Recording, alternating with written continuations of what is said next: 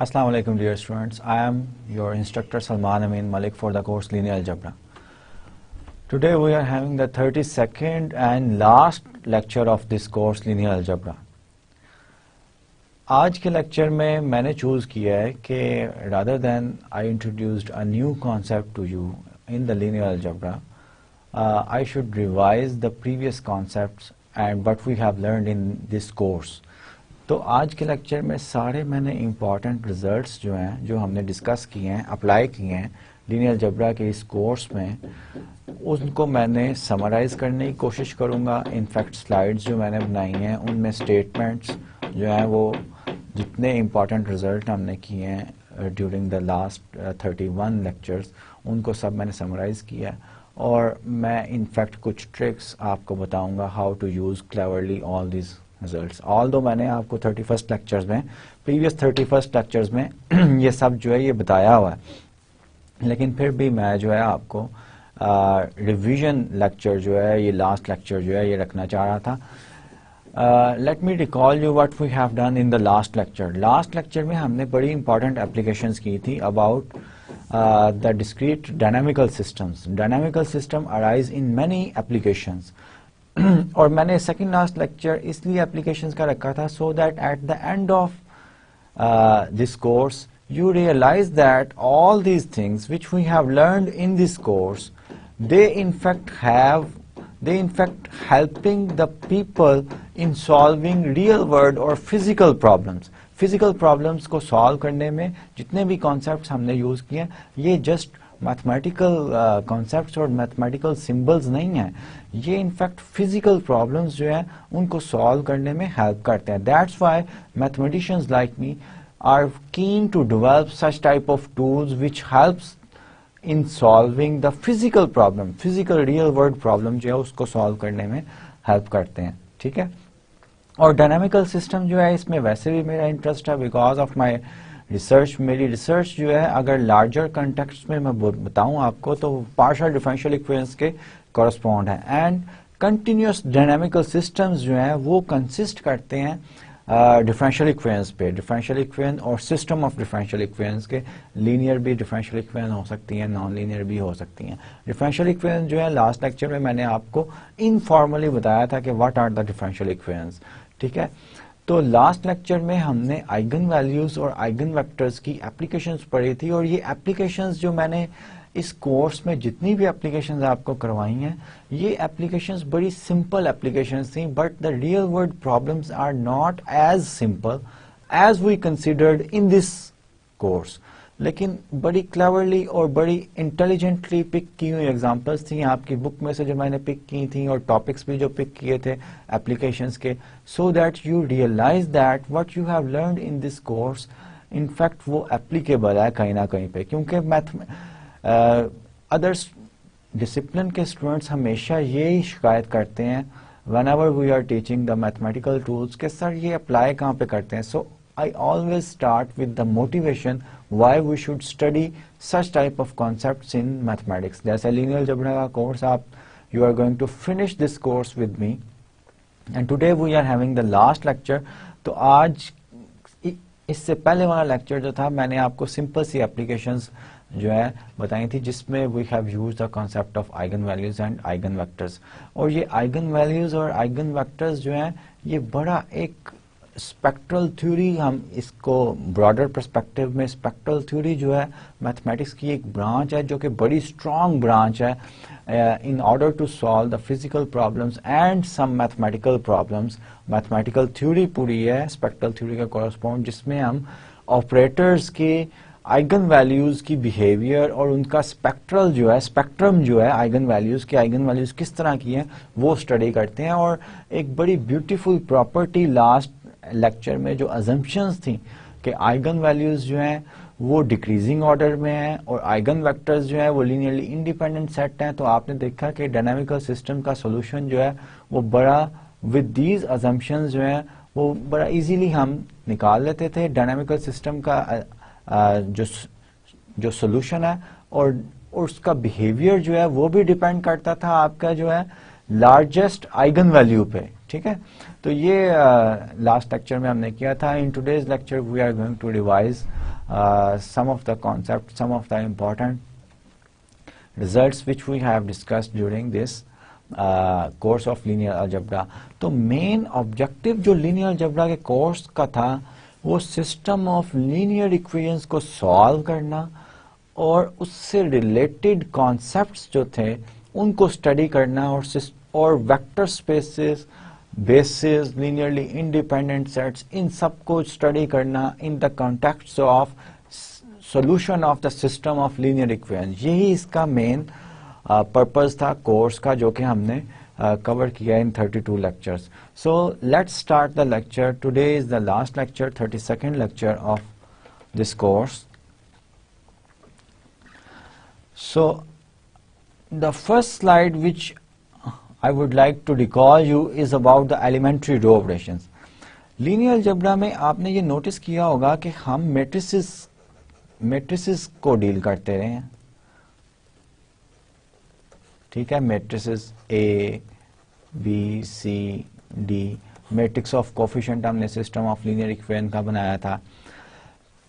तो system of linear equation को solve करने के लिए ये 3 ऑपरेशंस जो हैं, जो कि लीनियर अलजेब्रा कोर्स पढ़ने से पहले आपको अगर 2x2 सिस्टम दिया जाए तो आपको पहले से पता था कि आप ये 3 ऑपरेशंस करके आप you get the solution of the system of linear equation. वो 3 ऑपरेशन ये हैं कि, और ये ऑपरेशन ऐसे ऑपरेशन है जो कि solution of system of linear equation को चेंज नहीं करते थे। The first one is an equation is swapped with another. System of linear equation है, अगर किसी एक इक्वेशन को इंटरचेंज कर दूं, स्वैप कर दूं विद अनदर इक्वेशन, प्लेस सिर्फ जो है वो अपने सिस्टम ऑफ लीनियर इक्वेशन में चेंज कर दूं तो सोल्यूशन चेंज नहीं होता। An equation has both sides multiplied by a non zero constant. Equation है तो राइट हैंड साइड और लेफ्ट हैंड साइड दोनों को एक कांस्टेंट से मल्टीप्लाई कर दूं, सॉल्यूशन पे कोई चेंज नहीं होगा। फिर हम एक बड़ा इंपॉर्टेंट स्टेप करते हैं कि we eliminate the coefficients of one variable which correspond, कि आप पहले कोफिशिएंट सेम करते हैं फिर ऐड या सब्ट्रैक्ट करते हैं इक्वेशंस को, ठीक है, जो कि थर्ड ऑपरेशन है। An equation is replaced by sum of itself and multiple of another. This operation also does not change the solution of the system of linear equation. These 3 operations, we exactly define the same operations on the matrix and call these matrix elementary row operations on the matrix, which we will do on the matrices. The first one is interchange corresponding to first operation.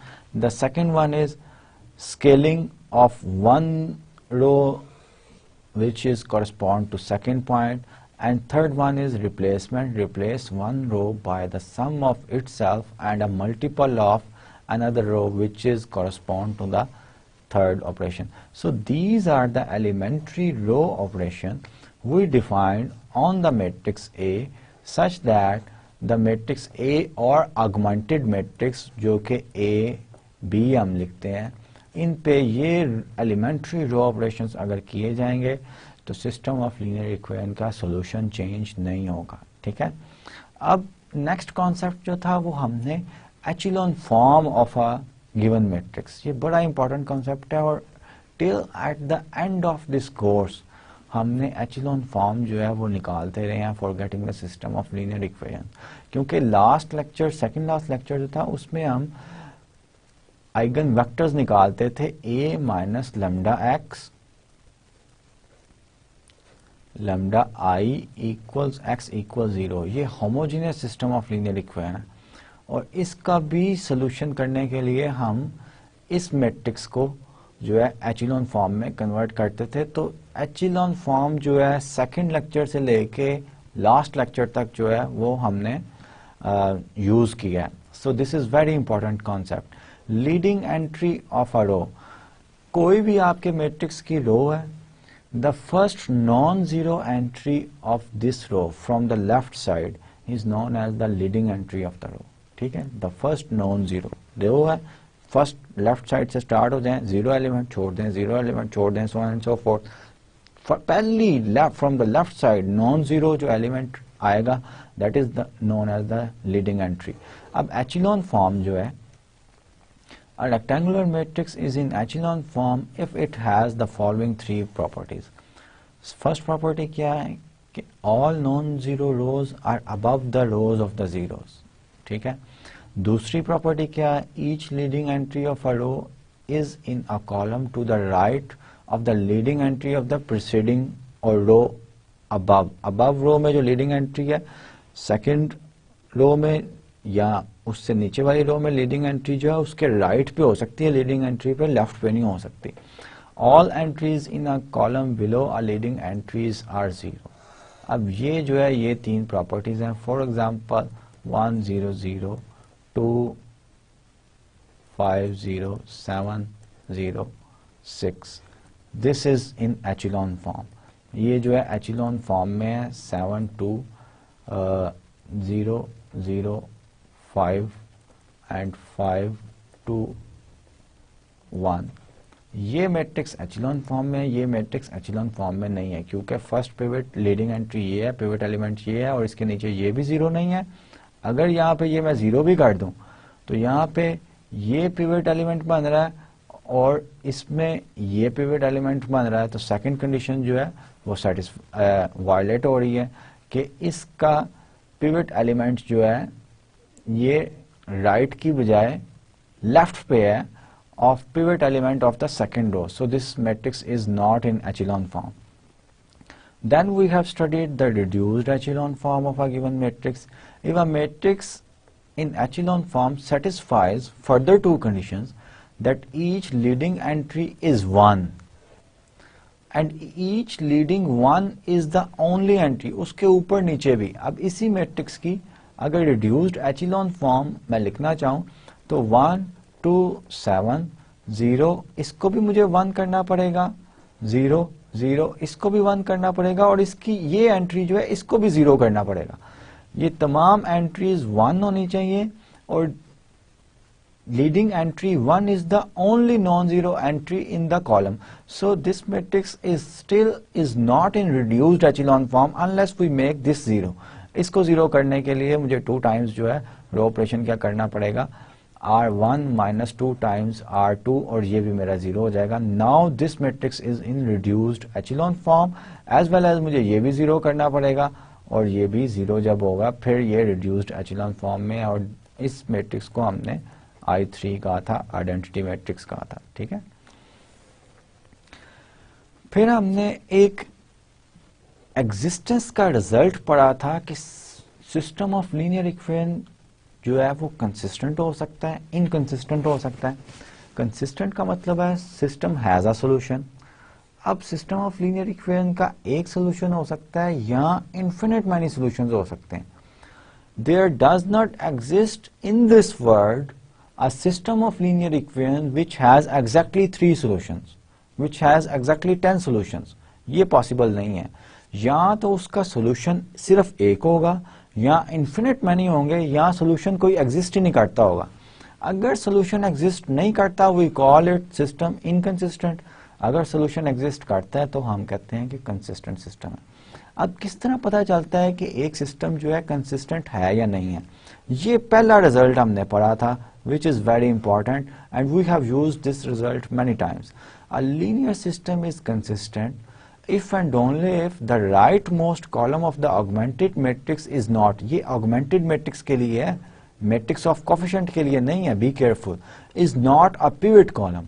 वो pivot column नहीं होना चाहिए rightmost element। अब अगर rightmost element pivot element होगा echelon form में, it means we will have such type of row in our matrix which correspond to 0 equals b where b is non-zero number. So 0 equals b हो सकता है, 0 equals some non-zero number हो सकता है, 1 equals 0 हो सकता है, no, it is absurd, it is unreasonable in mathematics. So system cannot have a solution only when echelon form has one row which is this one. And this will be the case whenever we have rightmost column जो है उसमें pivot element होगा आपका, ठीक है। If a linear system is consistent होगा, फिर उसके दो पॉसिबिलिटीज होंगे, यूनिक सोल्यूशन हो या इन्फिनिट मैनी सोल्यूशन हो। अगर इन्फिनिट मैनी सोल्यूशन होते हैं तो फ्री वेरिएबल्स होते हैं। Variable system of linear equation के x1, x2, x3 up to so on xn could be divided into two sets, free variables and basic variables, ठीक है, basic variables. Free variables are those variables which can assume any value from the real number. Free variables can take any value from the real numbers. Basic variables जो होते हैं उनकी values free variables को use करके हम निकालते हैं। जैसे homogeneous system, homogeneous linear system है, अगर उसका trivial non trivial solution होगा then we must have at least one free variable, ठीक है।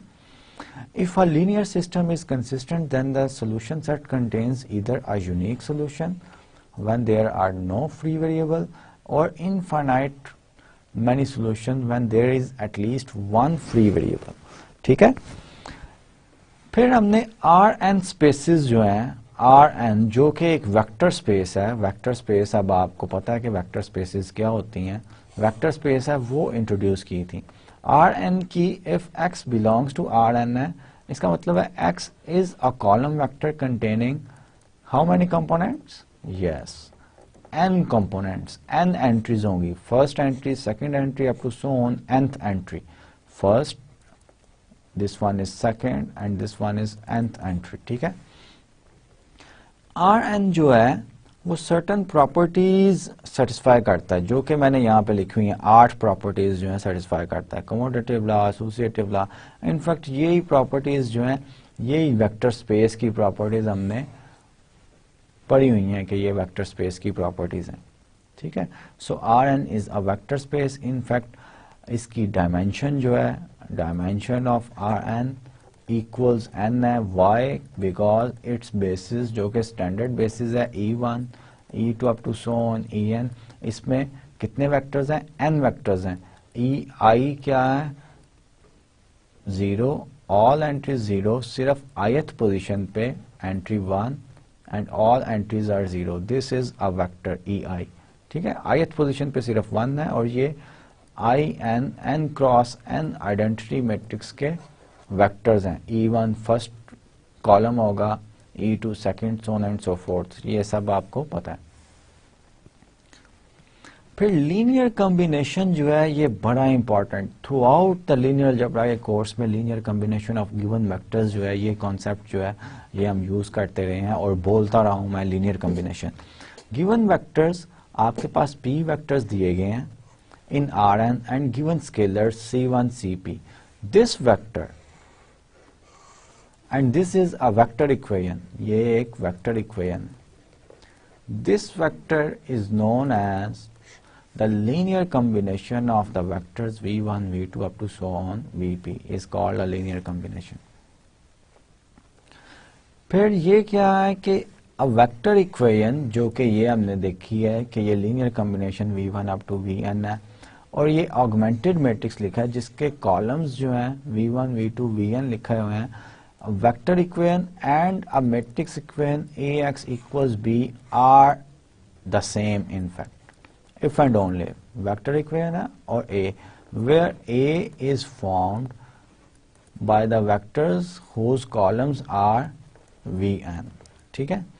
ये वेक्टर्स मैट्रिक्स A किस तरह फॉर्म किया गया, उसके v1 is the first column, v2 is the second column, so on and so forth, vn is the nth column of this matrix A. In particular, B can be generated by a linear combination of v1, v2, vn if and only if there exists a solution of the system of linear equation in one. अब ax equals b है, ये system of linear equation को हम matrix form में इस तरह लिख सकते हैं, this system will has a solution if and only if B is a linear combination of columns, linear combination of columns of A. ठीक है, ये हमने पढ़ा हुआ है, इन्वर्टिबल मैट्रिक्स थ्योरम भी आना है, उसमें भी हमने ये पढ़ा हुआ है।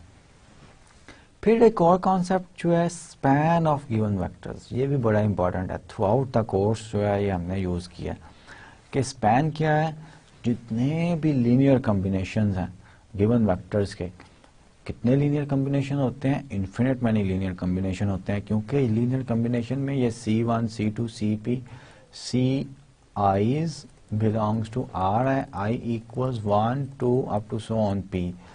अब Ci's की डिफरेंट वैल्यूज, कितनी पॉसिबल वैल्यूज हैं, there are infinite many real numbers and there are infinite many possibilities for Ci's। तो हमारे पास इन्फिनिट लीनियर कॉम्बिनेशंस आते हैं।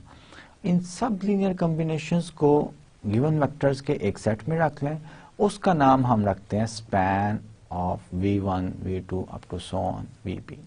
ठीक है, अ गिवन वेक्टर B, अब कोई सा भी वेक्टर B हो वो स्पैन में होगा या नहीं होगा, इसका मतलब है कि we are looking for the solution of this system of linear equation.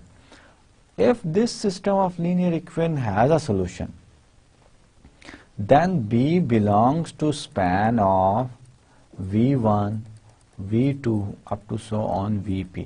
और ये हमने किया भी हुआ है, कई क्वेश्चंस हमने इस तरह के किए हैं। अगर if this system is inconsistent, this system is inconsistent, then which means B is not in the span of V1, V2 up to so on Vp। और इस वेक्टर इक्वेशन का ऑगमेंटेड मैट्रिक्स जो है वो ये है।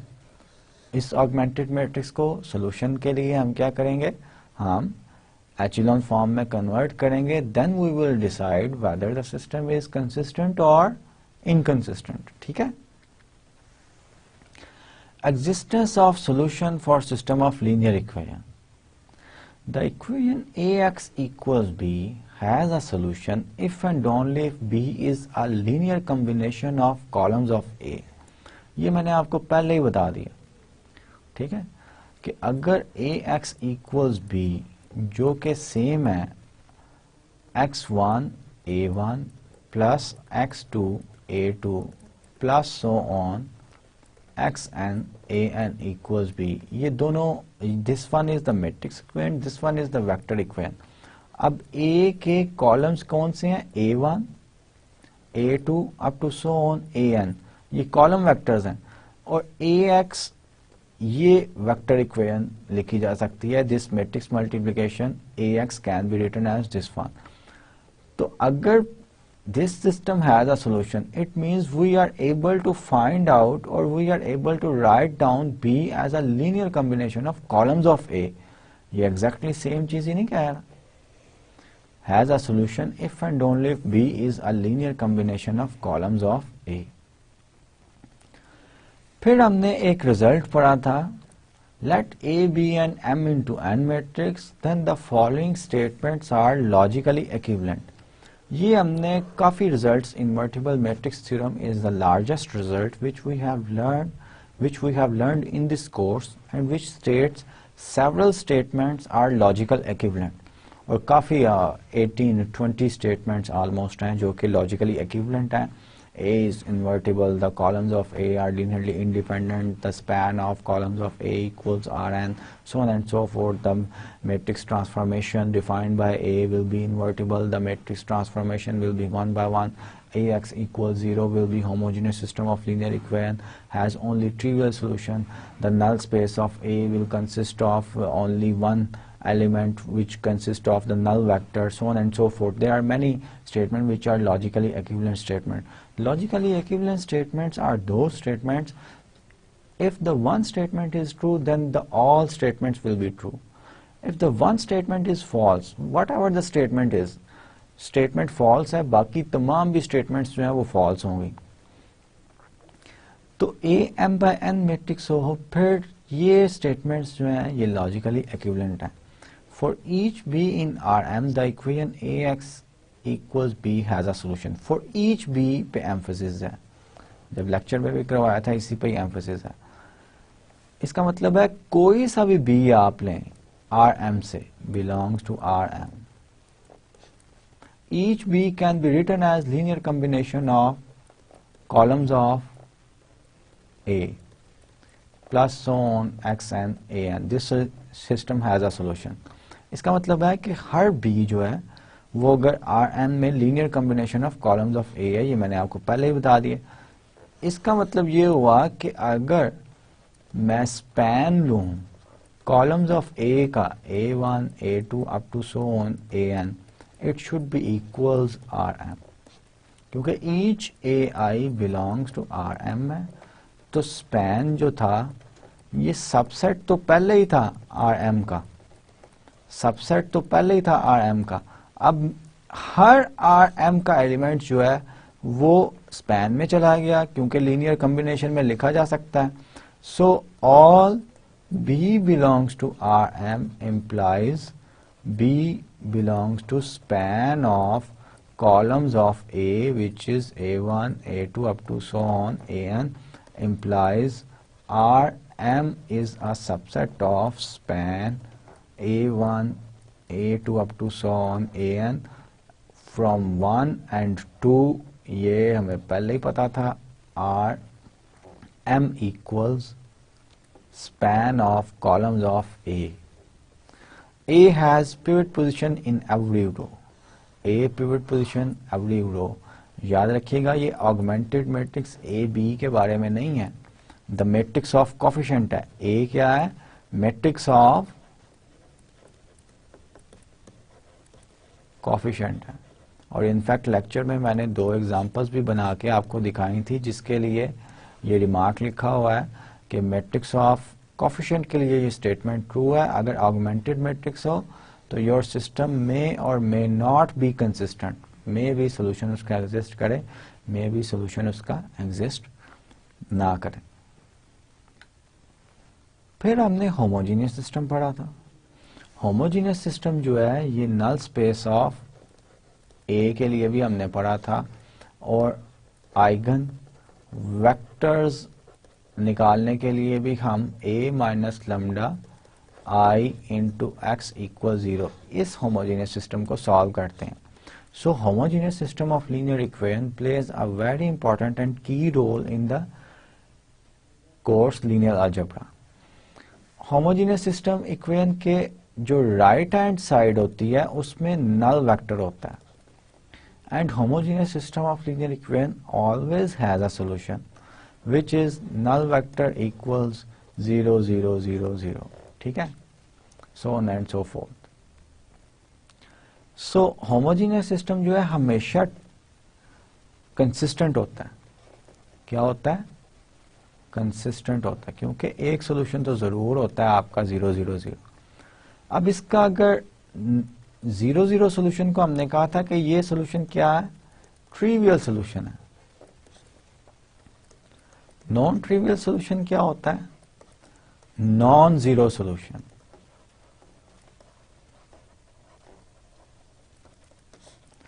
सो a homogeneous system is defined by this one.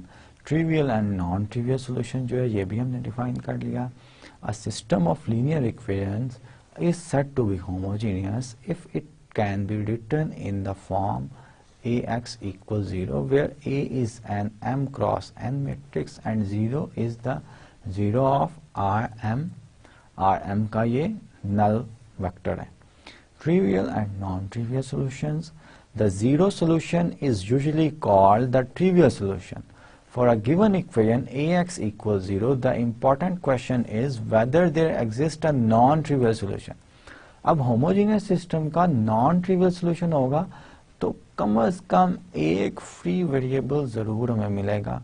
Non trivial solution अगर होगा homogeneous system of linear equation का तो वो इन्फिनिट मैनी सॉल्यूशंस होंगे. या तो यूनिक सॉल्यूशन होगा 0 0 0 सिर्फ, या इन्फिनिट मैनी सॉल्यूशंस होंगे होमोजेनियस सिस्टम के.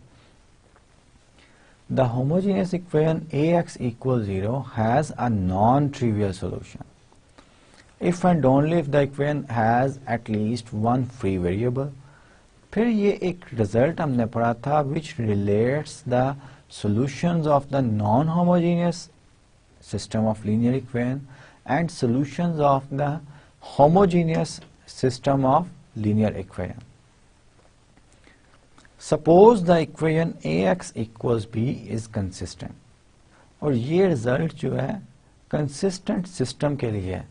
अब जब कंसिस्टेंट सिस्टम हो गया, इसमें इट मीन्स इसकी सिर्फ दो ही पॉसिबिलिटीज थी, यूनिक सॉल्यूशन और इनफाइनाइट मैनी सॉल्यूशन.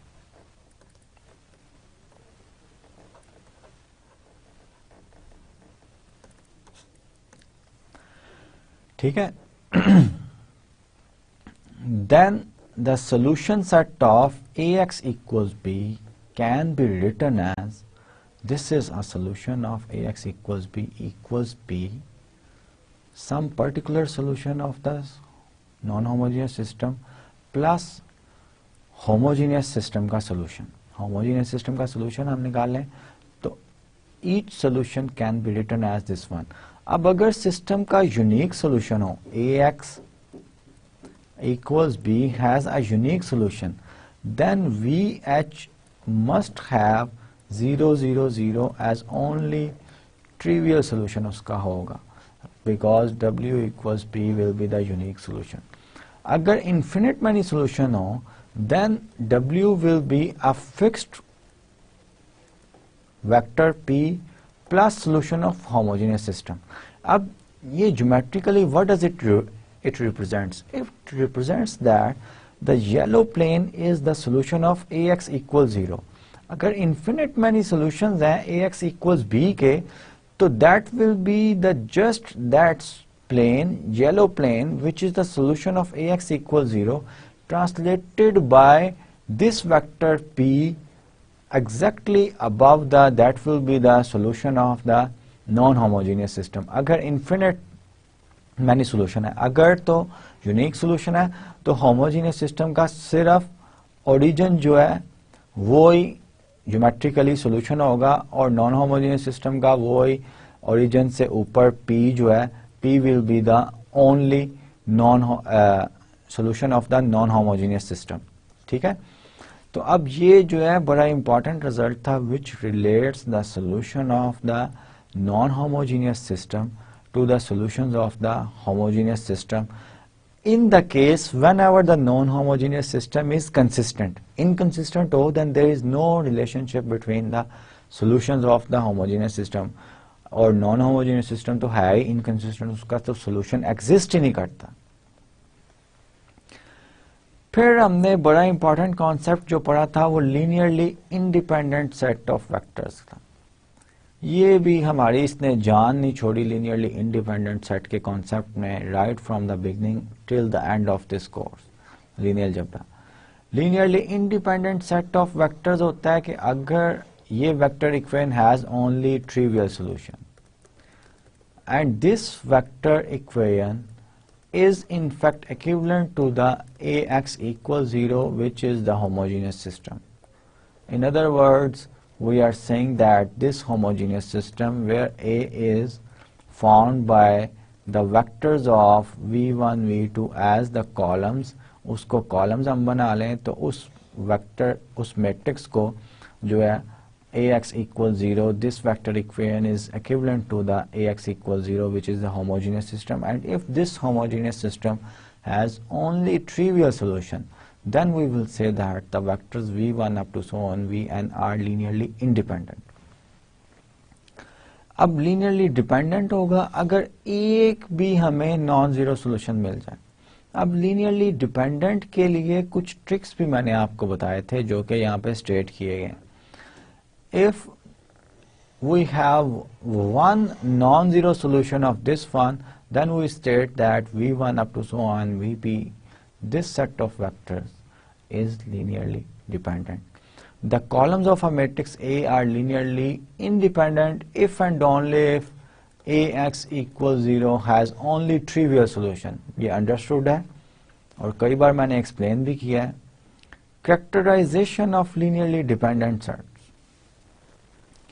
अब ये मैंने आपको बताया था कि अगर आपका सेट जो है लीनियरली डिपेंडेंट है तो इसका मतलब ये होता है कि एक वेक्टर जो है लीनियर, कम से कम एक, at least one vector from the vectors can be written as linear combination of other vectors. ठीक है, अब एक ट्रिक्स हमने कुछ पढ़े थे। The first trick is an index set S V1 up to so on Vp of two or more vectors is linearly dependent if and only if at least one of the vectors in S is linear combination of the others। तो अगर आपको set of vectors दिए गए हों और आप ये visually ही देख लें कि एक सेट ऑफ वेक्टर्स जो है दूसरे को मल्टीपल है या मल्टीप्लाई करके दूसरे वेक्टर्स को ऐड करके निकाला गया है, so you don't need to do anything. You will just state that the set of vectors is linearly dependent. In fact, if S is linearly dependent and V1 is not equal to 0, then one of the vector can be written as linear combination of the other vectors। और ये हम result बड़ा important result जो है ये हम use करते रहे हैं even for the vector spaces, not only for Rn। अब इसी तरह ट्रिक है कि अगर सिर्फ दो वेक्टर दिए गए हों और आपने चेक करना होगा लीनियरली इंडिपेंडेंट है या नहीं है, तो हमने कई बार किया हुआ है कि हम सिर्फ ये चेक करते हैं कि ये दोनों वेक्टर्स एक दूसरे के मल्टीपल तो नहीं है। अगर मल्टीपल होंगे तो लीनियरली डिपेंडेंट, अगर मल्टीपल नहीं होंगे तो लीनियरली इंडिपेंडेंट। रिमार्क जो है वो लिखा हुआ है, the above result does not say that every vector is a linear in a linearly dependent set is a linear combination of the preceding vector। Her vector के लिए नहीं कहता, कम से कम एक वेक्टर जो है वो लिखा जाना चाहिए, कम से कम एक, एटलीस्ट वन वेक्टर। अगर एक भी vector as a linear combination of other vectors लिखा गया तो the set is linearly dependent. Similarly अगर एक सेट ऑफ वेक्टर्स है उसमें नल वेक्टर है, उसके लिए भी कोई चेक करने की जरूरत नहीं, that set will be linearly dependent। इसी तरह Rn के सेट्स के लिए एक पर्टिकुलर रिजल्ट ये था कि अगर वेक्टर की एंट्रीज, जितनी एंट्रीज हैं वो काउंट करें, वो लेस एंट्रीज हों और वेक्टर्स सेट में ज्यादा हों, then again we don't need to do anything, the set of vectors will be linearly dependent। और ये इनफैक्ट इसमें लॉजिक क्या था, लॉजिक ये था कि dimension of the Rn is n। अगर n प्लस वन वेक्टर्स दे दिया जाए तो हमने ये पढ़ चुके हैं अब हम कि बेसिस जो है वो लार्जेस्ट लीनियरली इंडिपेंडेंट सेट होता है और स्मॉलेस्ट स्पैनिंग सेट होता है।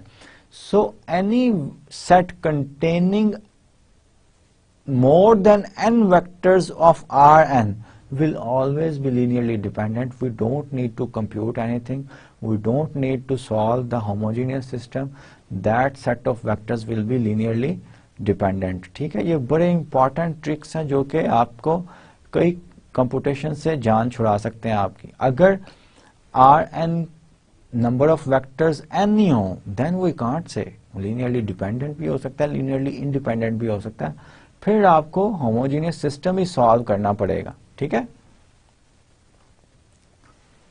Next we have studied the linear transformation. ठीक है, लीनियर ट्रांसफॉर्मेशन एक खास किस्म का फंक्शंस थे, ट्रांसफॉर्मेशंस थी, फंक्शंस थे, किस किस्म के, फ्रॉम Rn टू Rm, या फिर एक वेक्टर स्पेस V से वेक्टर स्पेस W पे फंक्शंस थे जो कि दो एक्स्ट्रा कंडीशंस जो हैं वो सेटिस्फाई करते थे। ये दो कंडीशंस जो हैं ये की हुई हैं। ठीक है, तो हमने मैट्रिक्स ट्रांसफॉर्मेशन भी पढ़ी थी, मैट्रिक्स ट्रांसफॉर्मेशन, क्योंकि मैट्रिक्स भी जो होता है, अगर मैट्रिक्स का order A m cross n है, इसको x से मल्टीप्लाई किया जाए तो answer x whose order is n cross 1 means x belongs to Rn है, तो आंसर क्या आता है, लेट्स से y आता है जिसका ऑर्डर m into 1 है। सो t of x equals a of x is a linear transformation। ये एक लीनियर ट्रांसफॉर्मेशन है, कहां से, Rn से Rm पे। ठीक है, और आर एन और आर एम के अलावा हमने वेक्टर स्पेसिस पे भी ये कॉन्सेप्ट जो है ये हमने पढ़ा हुआ है।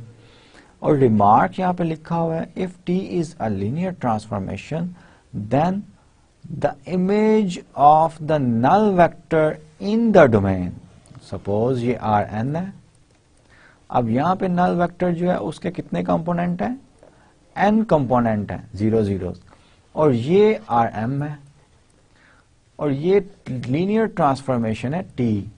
यहाँ पे नल वेक्टर के कितने कंपोनेंट हैं, एम एंट्रीज हैं, कंपोनेंट या एंट्रीज हैं। So the image of T of G null vector of R n is the null vector of R m equal this one होगा। एंड सेकेंड प्रॉपर्टी, ये property जो है in fact दोनों properties को combine करके लिखा गया। And we can show that linear transformation अगर है तो वो इफ एंड ओनली इफ ये कंडीशन है कि ये कंडीशन सेटिस्फाई करती है या ये कंडीशन सेटिस्फाई करती है, these are the same things.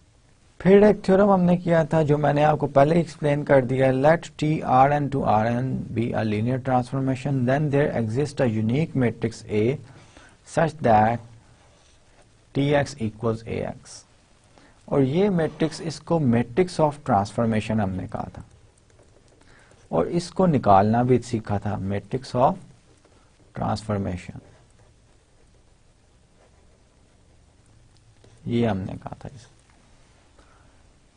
अब ये मैट्रिक्स ऑफ ट्रांसफॉर्मेशन किस तरह निकाला जाता है in the case of this case, ठीक है।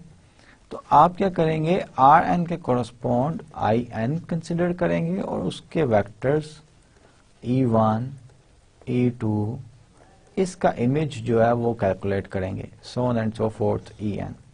ये इमेज कैलकुलेट करेंगे and you will make your A whose columns are the images of E1, E2 up to so on En। अब ये E1, E2 up to so on En जो है ये throughout the linear algebra के course में हमारे columns हैं identity matrix of order n के, ठीक है, ये कई बार मैंने बताया हुआ है।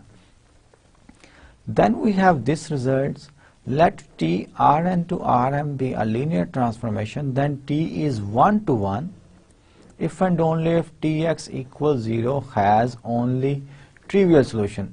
इसका मतलब है कि matrix of transformation Ax equals 0 has only trivial transformation trivial solution। Then we will say that the mapping or linear transformation is 1 to 1। और 1 to 1 एंड ऑन टू जो है ये भी हमने डिफाइन किया था कि ये किस तरह की फंक्शंस होते हैं, किस तरह की मैपिंग्स होते हैं। फिर एक रिजल्ट अबाउट लीनियर ट्रांसफॉर्मेशन हमने किया था, let T R N to R N be a linear transformation and let A be the standard matrix of T या matrix of transformation of T, then T maps Rn onto Rm if and only if columns of A span Rm। columns of A span Rm का क्या मतलब है कि B equals x1 A1 plus x2 A2 plus so on xn An has solution। every B belongs to Rm, this vector equation has a solution। और यही हमने on to की definition पढ़ी थी कि आर एन से आर एम पे transformation T will be onto if for each B belongs to R m we have an element, at least one element x in Rn such that Tx equals B है। अगर matrix of transformation A हो तो यही system के correspond equivalent है ना। सो this is true, T is 1 to 1 if and only if columns of A are linearly independent। columns of A linearly independent होंगे तो Ax equals 0, this equation will has only trivial solution। क्यों? क्योंकि this equation corresponds to C1 A1 plus so on Cn An equals 0। A1 up to so on An are the columns of A। ये equation और ये vector equation वो दोनों equivalent हैं। अब A के कॉलम्स लीनियरली इंडिपेंडेंट होंगे it means कि this vector equation has only trivial solution. In other words, ax equals 0 has only trivial solution. So both things are the same. Invertible matrix theorem, ये बड़ा important जो है result है. Invertible matrix क्या होता है और इन्वर्टिबल मैट्रिक्स थ्योरम जो है और इसकी बड़ी एप्लीकेशन है. In fact by using the invertible matrix theorem आप काफ़ी क्वेश्चंस का आंसर जो है वो इमीडिएटली कर सकते हैं या लेस कंप्यूटेशन से इंटेलिजेंटली आंसर जो है वो कर सकते हैं. अ matrix A of order n cross n, square matrix जिसे हम कहते हैं, is said to be invertible if there exists a matrix n cross n matrix such that CA identity matrix हो and ACB identity matrix हो, where IN is the identity matrix of order n cross n. So C को जो है हम usually कहते हैं कि ये इनवर्स है A का.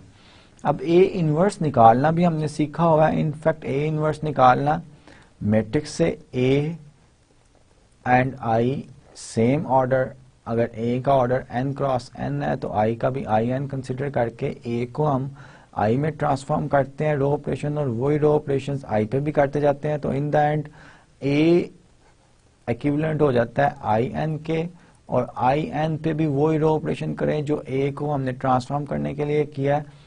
IN जो है वो A इनवर्स रिप्रेजेंट करता है. ठीक है, और ये हमने देखा हुआ है कि किस तरह हम करते हैं.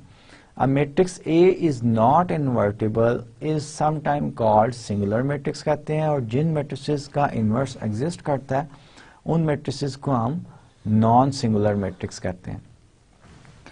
अब इन्वर्टिबल मैट्रिक्स थ्योरम जो है बड़ा इंपॉर्टेंट और मुझे बहुत ज़्यादा पसंद है, क्योंकि ये काफ़ी कंप्यूटेशंस जो हैं करने से हमारी जान छुड़ा देता है.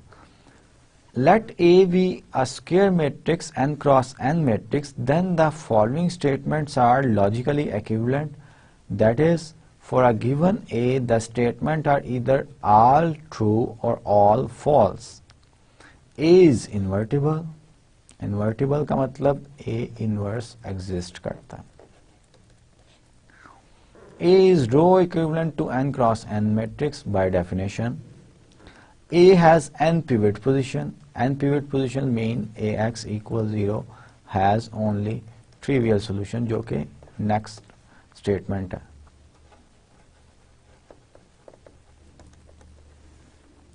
The equation AX equals 0 has only the trivial solution. The columns of A form linearly independent set, क्योंकि ये इक्वेशन अगर ट्रिवियल सोल्यूशन है, ये हमने देखा हुआ है कि ये वेक्टर इक्वेशन के कॉरस्पॉन्ड होती है C1A1 plus C2A2 plus so on CnAn equal 0. इस इक्वेशन का अगर ट्रिवियल सोल्यूशन है, होमोजेनियस सिस्टम का ट्रिवियल सोल्यूशन है, या इस इक्वेशन का ट्रिवियल सोल्यूशन है, these are the same things. तो columns of A are linearly independent, क्योंकि लीनियरली इंडिपेंडेंट की यही डेफिनेशन है. The linear transformation is 1 to 1. Linear transformation 1 to 1 होगी. लीनियर ट्रांसफॉर्मेशन इन्वर्टिबल भी होगी. In fact invertible inverse transformation is defined by A inverse X. The equation AX equals B has at least one solution for each B in Rn. ये R की power n है. The columns of A span Rn. The columns of A span Rn, span भी करेंगे. In fact यही मतलब है इसका. The linear transformation maps Rn onto Rn. There is n cross n matrix such that C into A equals I. There is an n cross n matrix T such that AD equals I. AT is invertible matrix. A invertible होगा implies if and only if AT भी invertible हो. ठीक है. अब ये तमाम conditions और इसके अलावा जो हमने कोर्स में कंडीशंस पढ़ी हैं इन्वर्टिबल मैट्रिक्स थ्योरम की एक्सटेंशन जो है ये बड़ी इंपॉर्टेंट है. At least you should remember some of the properties. फिर हमने एलयू फैक्टराइजेशन पढ़ा था कि एक matrix order m into n का दिया गया है, तो इसको L में n क्रॉस n मैट्रिक्स और U जो कि है m क्रॉस n मैट्रिक्स, उसमें हमने ट्रांसफॉर्म किया था. L का ऑर्डर m क्रॉस m है, दोनों को मल्टीप्लाई करें, order a m into n। और ये हमने क्यों पढ़ा था, इसकी मोटिवेशन बड़ी इंटरेस्टिंग और अच्छी मोटिवेशन थी जो कि आपको याद रखनी चाहिए थी कि number of arithmetic operations required to solve ax equals b is more if we solve by using this decomposition। अगर ये हमें decomposition दी जाए कि a matrix A is decomposes into L and U, where L is lower triangular matrix and U is upper triangular matrix, then we need less computations for solving the system of linear equation as correspond to AB। और ये computations हमने compute भी की थी, arithmetic operations जो है compute भी किए थे। अब अगर given matrix A हो तो LU factorization निकालनी किस तरह से है, how to determine L, how to determine U। U जो है वो तो echelon form होती है A की, और L में लोअर ट्रायंगुलर मैट्रिक्स में आपका डायगोनल मैट्रिक्स के बाद नीचे वाली एंट्रीज जो है वो हमने ऐसे फिल करनी होती हैं कि आप जो रो ऑपरेशन ए को एचेलॉन फॉर्म में लाने के लिए कर रहे हैं वो ही रो ऑपरेशन अगर हम इस एल पे करें तो that should transform into identity matrix. ठीक है, these are the tricks। in fact I have done several examples for finding out the decomposition, LU decomposition। Then we have defined the two very important spaces corresponding to each matrix A, the null space and column space of A। The null space of A denoted by null of A of all solution of the homogeneous system। इस homogeneous system के जितने भी solutions होते हैं उन तमाम को हम कलेक्ट कर लें, एक सेट में रख दें, उस सेट का नाम हमने नल स्पेस रखा था। The null space of an m cross n matrix is a subspace of Rn। Subspace जो है ये किसी भी वेक्टर स्पेस की हमने डिफाइन की थी जो कि तीन कंडीशंस को सेटिस्फाई कर रहा हो कि null vector of the vector space उस सेट में हो। A set is said to be subspace of a vector space V if the null vector of the vector space is in the set H। Take any two vectors of H, add these two vectors, then the result should also be in H। Take any scalar C and any vector from the vector space, then the vector formed by the multiplication of that scalar CU, that should always be in the set H। ये हमने properties पढ़ी थी। A set H of a vector space which satisfies these three conditions is known as subspace of the vector space V। फिर हमने पढ़ा था basis for a subspace। A basis for a subspace H of Rn is a linearly independent set in H that spans H। फिर एक result है the pivot columns of a matrix A form a basis for the column space of A. हर matrix के correspond हमने row space of A भी define की थी। In fact dimension of column space of A equals dimension of row space of A equals rank, हमने rank of the matrix जो है ये डिफाइन किया था। ठीक है, अब डायमेंशन कॉलम स्पेस और रो स्पेस की बेसिस में जितने एलिमेंट होते हैं, किसी भी वेक्टर स्पेस की डायमेंशन क्या होती है, उसकी बेसिस में जितने वेक्टर्स होते हैं उनको काउंट करें, 1 2 3 4 5 जितने वेक्टर्स होंगे that will be the dimension of the vector space. अब नल स्पेस और कॉलम स्पेस ये भी वेक्टर स्पेसेस हैं तो इसको भी हम डायमेंशन इसी तरह हम डिफाइन करते हैं। The dimension of a subspace, the dimension of a non zero subspace H denoted by dimension of H is the number of vectors in any basis of H। अब एक से ज्यादा बेसिस भी हो सकती हैं, ये मैंने आपको लेक्चर्स में भी बड़ा एम्फोसिस किया था और अब फिर बता रहा हूँ कि किसी भी वेक्टर स्पेस की एक से ज्यादा बेसिस हो सकती है, but the number of elements in the basis are the same, क्योंकि डायमेंशन किसी वेक्टर स्पेस की ये नहीं हो सकता एक बार डायमेंशन जो है कोई और नंबर हो, दूसरी बार डायमेंशन जो है कोई और नंबर हो। हमने इसी तरह इन्फिनिट डायमेंशनल वेक्टर स्पेसेस और फाइनाइट डायमेंशनल वेक्टर स्पेसेस जो हैं वो डिफाइन की थी। और फाइनाइट डायमेंशनल वेक्टर स्पेसेस, जितनी भी वेक्टर स्पेसेस फाइनाइट डायमेंशनल हो जिनकी डायमेंशन सेम हो, all these vector spaces are isomorphic. Isomorphic का क्या मतलब था? These vector spaces appears different but in fact these are the same. ठीक है। Rank of a matrix in fact हमने डिफाइन किया था, the rank of a matrix A denoted by rank of A is the dimension of the column space of A.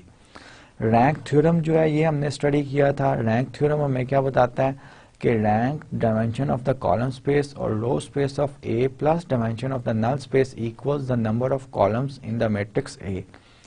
The basis theorem था, let H be a p-dimensional subspace of Rn. Any linearly independent set of exactly p elements in H is automatically a basis for H। ये हमने Rn से बढ़ के किसी भी vector space के बारे में रिजल्ट पढ़ लिया हुआ है कि वेक्टर स्पेस की डायमेंशन n होगी।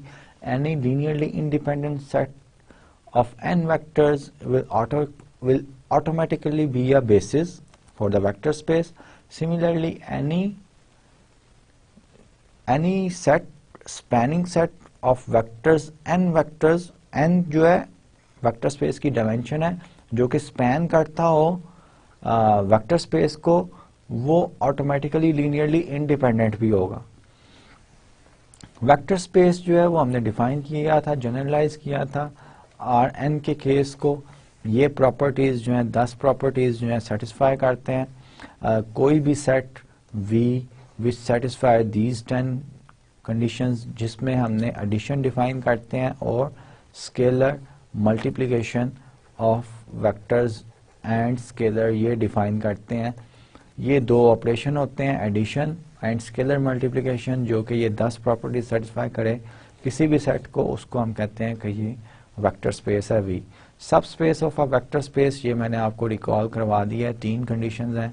ये 3 कंडीशंस जो भी subset H of a vector space satisfy करता है उसको हम कहते हैं कि दिस इज इन फैक्ट सब स्पेस। और सब स्पेस का मतलब क्या होता है कि ये H as a set satisfies all these 10 conditions. ठीक है। फिर ट्रिवियल सब स्पेसेस थी। A space containing only null vector also satisfy these 3 conditions, and a subset of vector space V, and V is subset of itself. These two are the subspaces of the any vector space. These two subspaces are known as the trivial subspaces of the vector space. फिर हमने concept पढ़ा था basis of a vector space. Let H be a subspace of a vector space V and intersect basis ऐसा set होता है जो कि span भी करे कंप्लीट वेक्टर सेट को और लीनियरली इंडिपेंडेंट वेक्टर्स हों उसके। ठीक है। लीनियरली इंडिपेंडेंट सेट और स्पैन भी करे वेक्टर स्पेस को। So if the basis contains p element then the dimension of the vector space V equals p। जितने भी एलिमेंट होंगे बेसिस में, जितने वेक्टर्स होंगे बेसिस में, वो ही डायमेंशन होगी वेक्टर स्पेस V की। We have a result, let S equals V1, V2 up to so on Vp be a set in vector space V, and let H equals Vp. If one of the vectors in S, say Vk, is a linear combination of the remaining vectors in S, then the set formed by S by removing that Vk जो कि linear combination है वो still span करेगा। In fact इसी तरह हम अगर एक स्पैनिंग सेट है जो कि बेसिस नहीं है, लीनियरली इंडिपेंडेंट नहीं है, तो उसको बेसिस तक रिड्यूस हम इसी तरह करते हैं कि हम एक वेक्टर ढूंढते हैं जो कि लीनियर कॉम्बिनेशन है अदर वेक्टर्स का, उस वेक्टर्स को डिलीट कर देते हैं। स्पैन तो फिर भी, स्पैन पे तो कोई फर्क नहीं पड़ता, लेकिन फिर हम चेक करते हैं कि वेक्टर्स लीनियरली इंडिपेंडेंट हैं कि नहीं। अगर वेक्टर्स लीनियरली इंडिपेंडेंट होंगे तो वो बेसिस फॉर्म कर जाएंगे, अगर लीनियरली इंडिपेंडेंट नहीं है तो फिर हम मींस के उनमें से एक वेक्टर ऐसा है जो कि लीनियर कॉम्बिनेशन में लिखा जाता है, फिर हम ढूंढेंगे एक वेक्टर को जो कि लीनियरली लीनियर कॉम्बिनेशन में लिखा गया रिमेनिंग के, उसको फिर डिलीट कर देंगे, so on and so forth, इसी तरह चलते जाएंगे. If h is not equal to 0, some subset of s is a basis of h. In such a way, इस प्रोसीजर से हम डिलीट करते जाएंगे जो लीनियरली इंडिपेंडेंट वेक्टर्स आ रहे हैं. अल्टीमेटली हमारे पास लीनियरली इंडिपेंडेंट सेट बच जाएगा जो कि स्पैन भी कर रहा है, वो ही बेसिस होती है. Two views of a basis. Basis of a vector space is the smallest spanning set and largest linearly independent set. ये मैंने आपको explain किया हुआ है. The unique representation theorem, in fact coordinate system for each basis on a vector space V, we can have an equivalent coordinate system relative to that basis. ठीक है, वो इसी यूनिक रिप्रेजेंटेशन थ्योरम की एक application है. Let B equals b1 up to so on bn be a basis for a vector space V, then for each x in V there exists a unique linear combination. इसको हम x का coordinate कहते हैं relative to B c1 c2 up to so on cn, जो कि unique solution है इस vector equation का. Let B be a basis for the vector space V, then the coordinate mapping, ये coordinate mapping जो है कि x कोई भी आप लें तो उसका correspond relative to B आपका coordinate which is the solution of this equation is a one-to-one linear transformation from V into Rn. If a vector space V is a basis, then any set in V containing more than n vectors must be linearly independent. It's just an application of this one, और ये कई बार मैंने explain भी किया हुआ है. If next result is if a vector space V has a basis of n vectors, then every basis of V must consist of exactly n vectors. Basis में number of vectors same हो सकते हैं, same होते हैं, लेकिन a vector space can have more than one basis. Then subspaces of a finite dimensional spaces, we have these results. The dimension of H equals dimension of V. The basis theorem, basis theorem भी जो है ये हमने apply किया हुआ है अपने lectures में, एक्सप्लेन किया था बड़ी अच्छी तरह और अप्लाई भी किया हुआ है. If two matrices A and B are row equivalent, then their row spaces are same. If B is in echelon form, the non-zero rows of B form a basis for the row space of A as well as for the that of B. Rank theorem जो है, the rank of A is the dimension of the column space of A or dimension of the row space of A. Let B equals this one. Then change of basis जो है ये हमने बड़ी अच्छी तरह किया था कि A की वेक्टर स्पेस है V, उसकी डिफरेंट बेसिस हैं B एंड C, तो एक मैट्रिक्स निकाला जाए P from B to C such that इस मैट्रिक्स को मल्टीप्लाई किया जाए कोऑर्डिनेट ऑफ B के, we will get the coordinate of C. We call such a matrix change of basis matrix. फिर आइगन वैल्यूज, कुछ result मैंने तमाम result नहीं लिए जो हमने लीनियर अलजेब्रा में डिस्कस किए हैं, कुछ इंपॉर्टेंट रिजल्ट्स जो हैं वो सिर्फ मैं रिवीजन में आपको करवा रहा हूँ. The eigen values of a triangular matrix are entries on its main diagonal. उसके मेन डायगोनल में जो एंट्रीज होते हैं वही आइगन वैल्यूज होते हैं. फॉर एग्जांपल अगर मैं ये मैट्रिक्स लिखूँ 1 0 0 2 3 0 4 5 7, ये ट्रायंगुलर मैट्रिक्स है. लोअर ट्रायंगुलर मैट्रिक्स है. इसकी आइगन वैल्यूज जो है वो ये होंगी 1 3 एंड 7 डायगोनल में जो होती हैं.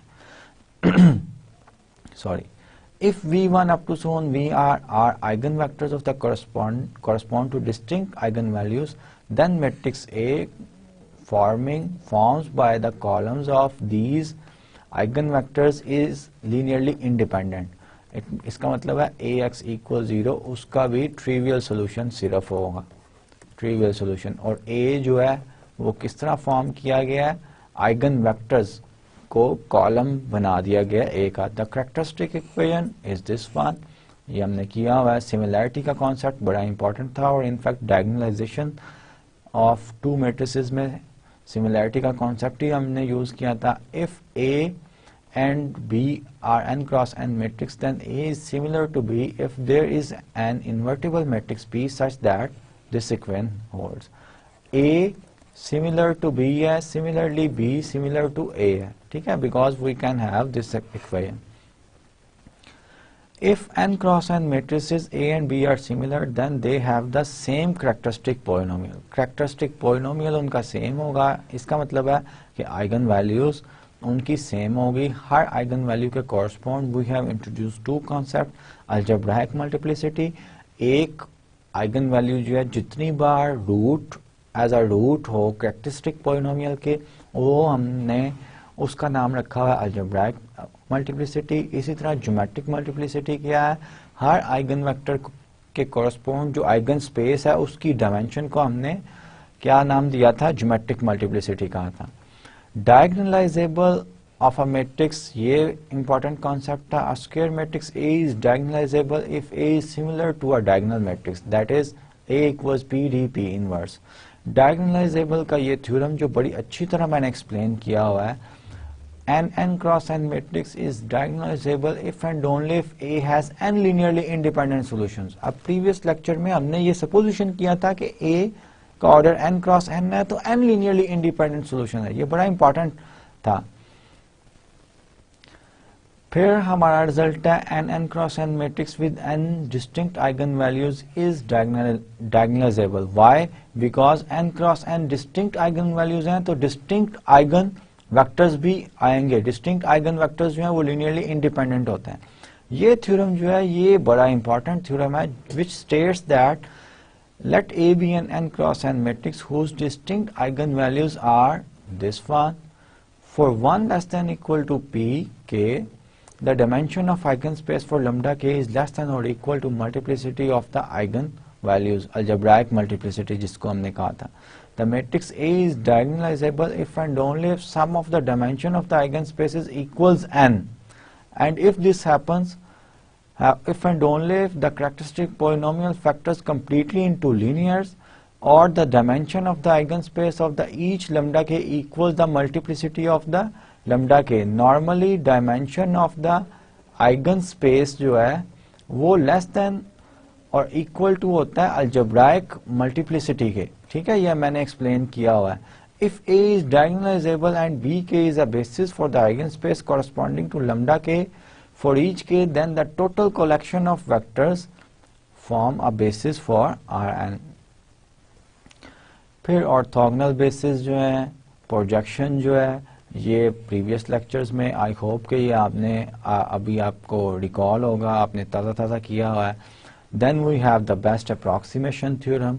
Best approximation theorem जो है ये भी हमने पढ़ा था, which states that the closest or the shortest distance of a given point or a given vector from a subspace W of Rn is in fact the distance, the norm of that vector and the projection of that vector onto the subspace W, ठीक है. और projection जो है calculate करने के हमने तरीका सीखा था. W अगर सबस्पेस है Rn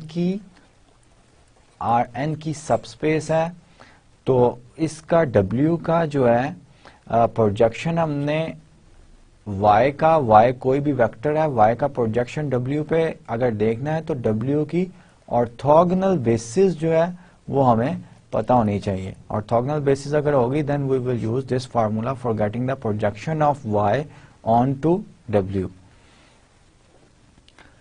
then we have learned projection. अगर ऑर्थोनॉर्मल बेसिस हो तो ये फार्मूला हमने देखा था, ग्राम श्मिट प्रोसेस देखा था.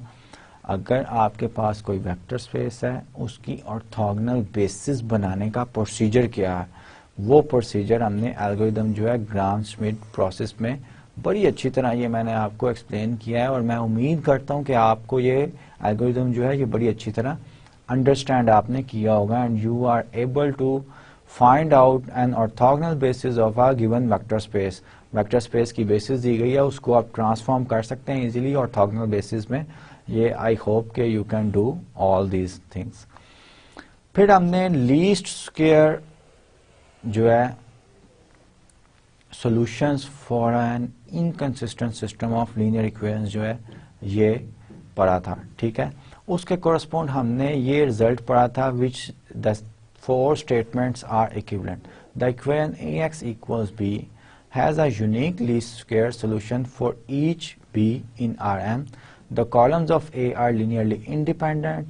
The matrix ATA is invertible. When these statements are equivalent, then the solution of our least square for an inconsistent system is given by this one. In fact, A transpose A x hat equals A transpose B. इसका हमने क्या नाम रखा हुआ था? Normal equations जो हैं, ये नॉर्मल इक्वेशंस हैं, इनको हम सॉल्व करते थे for getting the approximation of ax equals b where ax equals b is inconsistent.